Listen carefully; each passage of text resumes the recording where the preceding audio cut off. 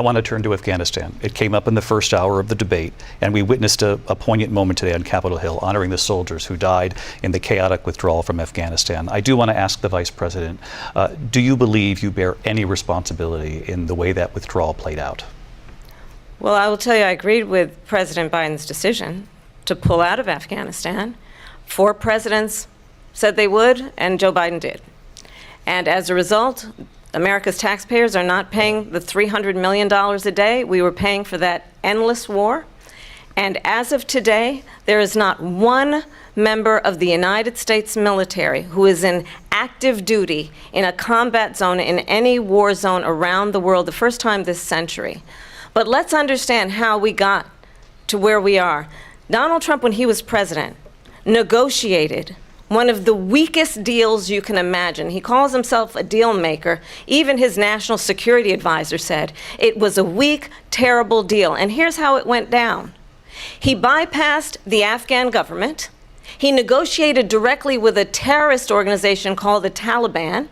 The negotiation involved the Taliban getting 5,000 Taliban terrorists released. And get this, and the president at the time invited the Taliban to Camp David, a place of storied significance for us as Americans, a place where we honor the importance of American diplomacy, where we invite and receive respected world leaders.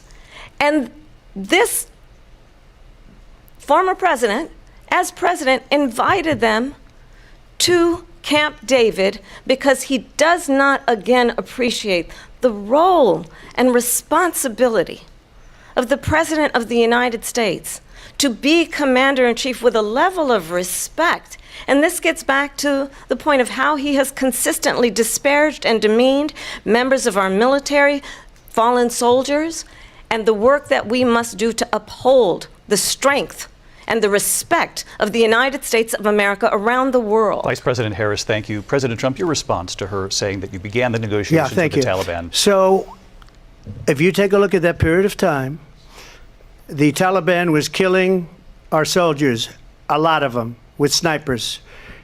And I got involved with the Taliban because the Taliban was doing the killing. That's the fighting force within Afghanistan. They don't bother doing that because, you know, they deal with the wrong people all the time. But I got involved, and Abdul is the head of the Taliban. He is still the head of the Taliban. And I told Abdul, don't do it anymore. You do it anymore, you're going to have problems. And he said, why do you send me a picture of my house? I said, you're going to have to figure that out, Abdul. And for 18 months, we had nobody killed. We did have an agreement negotiated by Mike Pompeo. It was a very good agreement. The reason it was good, we were getting out. We would have been out faster than them, but we wouldn't have lost the soldiers. We wouldn't have left many Americans behind, and we wouldn't have left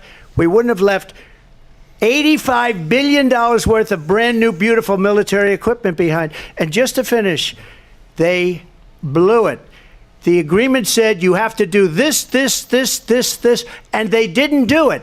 They didn't do it. The agreement was terminated by us because they didn't do what they were supposed to do. I want to move on. And these people did the worst withdrawal, and in my opinion, the most embarrassing moment in the history of our country. And by the way, that's why Russia attacked Ukraine, because they saw how incompetent she and her boss are. President Trump.